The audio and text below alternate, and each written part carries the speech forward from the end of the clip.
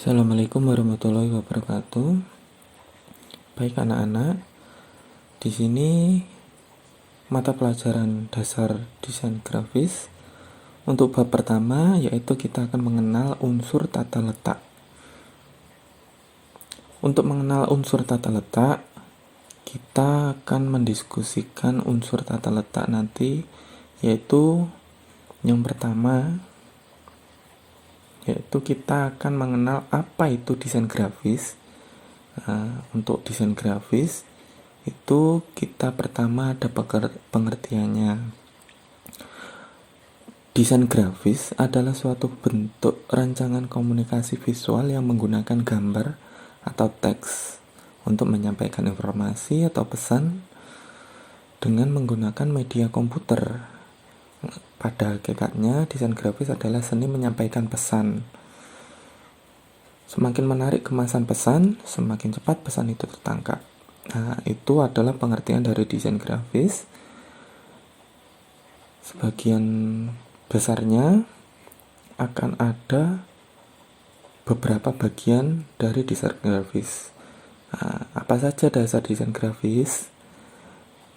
Untuk dasar desain grafis, di sini mempunyai peta konsep. Untuk pertama, menempatkan unsur tata letak berupa garis, ilustrasi, tipografi, warna, gelap, terang, tekstur, dan ruang. Itu pun terbagi menjadi dua, yaitu unsur-unsur tata letak dan kemudian ada unsur penunjang desain grafis. Untuk penunjang desain grafis sebenarnya hampir sama, nanti arahnya menuju ke unsur tata letak, yaitu yang dari unsur tata letak ada beberapa bagian, yaitu garis, bidang, ilustrasi, tipografi, warna, gelap, terang, tekstur, dan ruang.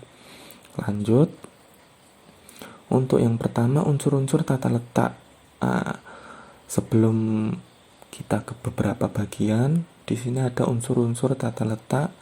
Pengertiannya yaitu berupa salah satu komponen penting dalam desain grafis ataupun desain. Itu adalah unsur dari tata letak.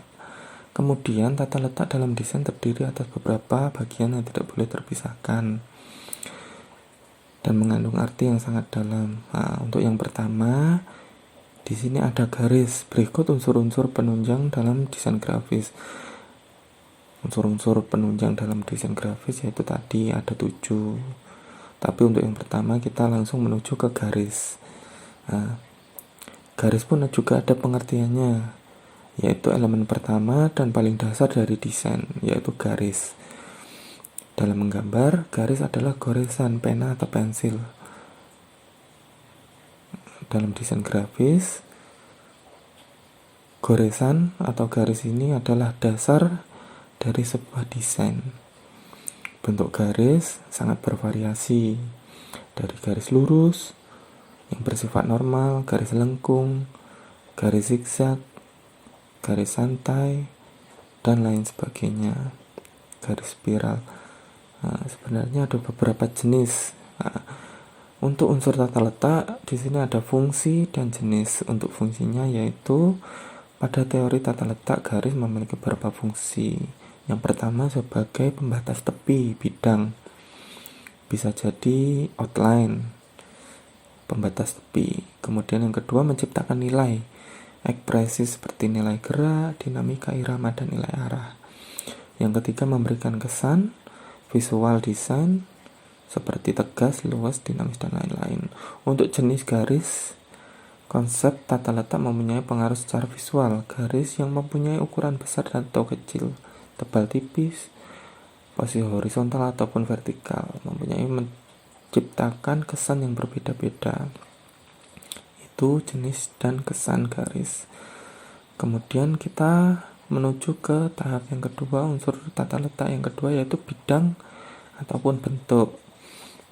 Bidang atau bentuk unsur tata letak berupa objek yang memiliki dimensi panjang dan lebar.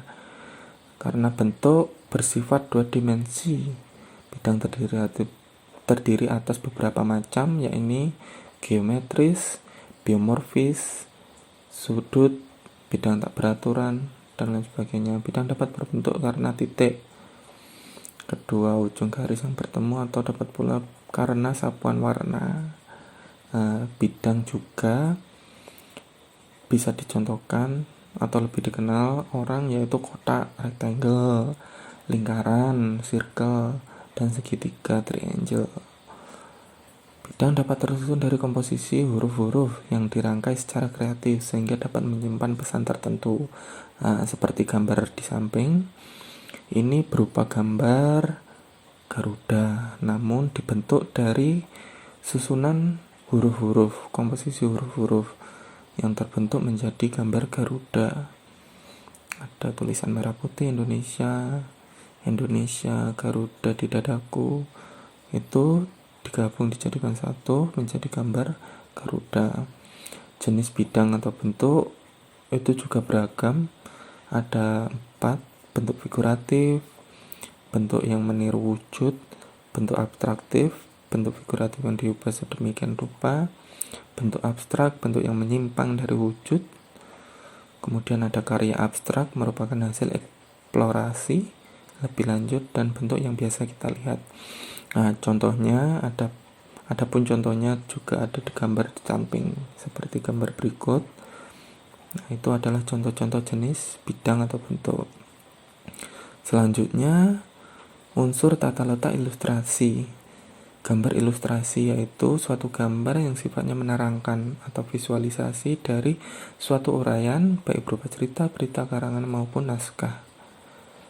Fungsi ilustrasi memberikan bayangan setiap karakter, memberikan bayang bentuk alat-alat, memberikan bayang langkah kerja, mengkomunikasikan cerita, menghubungkan tulisan dengan kreativitas, memberikan humor-humor tertentu, dapat menerangkan konsep yang disampaikan. Teknik dalam ilustrasi sebagai berikut. Ini adalah contoh teknik dan sekaligus nanti ada pengertiannya. Untuk yang pertama, teknik gambar tangan. Teknik gambar tangan itu seperti apa? Yaitu ilustrasi yang dibuat secara keseluruhan menggunakan tangan dengan memberikan ekspresi dan karakter tertentu, maupun bisa seperti iklan, poster, baliho, dan sebagainya. Contohnya gambarnya seperti berikut. Dan yang nomor 2 ada teknik fotografi. Teknik fotografi ilustrasi yang dihasilkan dengan teknik fotografi menggunakan kamera, baik manual maupun digital. Foto yang dihasilkan dengan kamera digital memungkinkan adanya pengolahan lebih lanjut. Biasanya ada editing dan sebagainya untuk memberikan ekspresi ataupun ilustrasi tertentu sesuai keinginan. Kemudian selanjutnya yaitu ada unsur tata letak tipografi. Unsur tata letak tipografi merupakan salah satu elemen dari dunia desain grafis yang unik, karena tipografi ini hampir sama dengan font. Kalau kalian masuk ke dalam komputer, biasanya kalian disuguhkan, kalau kalian masuk ke aplikasi Microsoft Word, itu nanti kalian akan menulis beberapa huruf yang jenis hurufnya nanti juga bisa kalian rubah dengan keinginan kalian. Seni tipografi merupakan karya atau desain yang menggunakan pengaturan huruf sebagai elemen utama. Contohnya seperti Times New Roman, script, Egyptian, sans serif, dan lain-lainnya. Selanjutnya ada unsur tata letak warna. Warna dalam layout dapat membuat gambar menarik perhatian dan mengidentifikasi objek.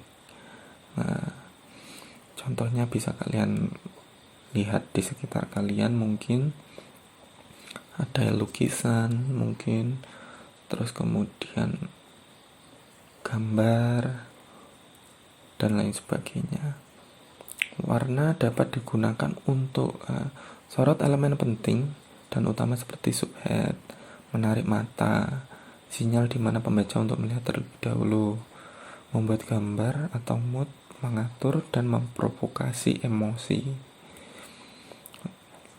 Kemudian di sini juga ada unsur tata letak gelap terang. Gelap terang merupakan keadaan suatu bidang yang dibedakan dengan warna tua untuk gelap dan warna muda untuk terang, yang disebabkan oleh perbedaan intensitas warna karena pengaruh cahaya. dalam desain pun ini juga berpengaruh, karena gelap terang akan mempengaruhi penglihatan kita. Nah, di sini pengaturan intensitas warna dapat pula diciptakan menggunakan efek khusus. Selanjutnya ada unsur tata letak tekstur. Adalah tampilan permukaan dari suatu benda yang dapat dinilai dengan cara dilihat atau diraba. Contohnya seperti berikut. Dalam desain grafis, kita mampu membuat gambar yang mana gambar 2 dimensi itu bisa dilihat saja seperti nampak berasa atau nampak bisa diraba. Contohnya permukaan karpet, baju, kulit, kayu, dan lain sebagainya. Kemudian yang terakhir ada unsur tata letak ruang. Ruang adalah unsur yang dapat bersifat semu maupun nyata pada karya seni 3 dimensi. Dalam unsur tata letak desain grafis, meskipun kita membuat karya 2 dimensi, kita bisa membuat karya 2 dimensi itu nampak seperti 3 dimensi. Seniman dapat menghasilkan kesan ruang pada lukisannya dengan cara memberikan bayangan. Nah, untuk membuat desain grafis yang mana dasarnya 2 dimensi, tapi pada saat dibuat menjadi nampak seperti 3 dimensi, seperti memberikan perbedaan warna terang dan gelap, dan masih banyak lagi. Sekian. Nah, untuk terakhir ada tugas, yaitu pada unsur tata letak tipografi, selain font Times New Roman, script Egyptian, dan sans serif yang sudah saya jelaskan tadi, font apa lagi yang kalian ketahui? Sebutkan 5. Nah, untuk jawaban bisa dikirim melalui link tugas. Untuk praktikum bisa menyusul, karena menyusul adanya jadwal luring selanjutnya. Sekian dari saya. Wassalamualaikum warahmatullahi wabarakatuh.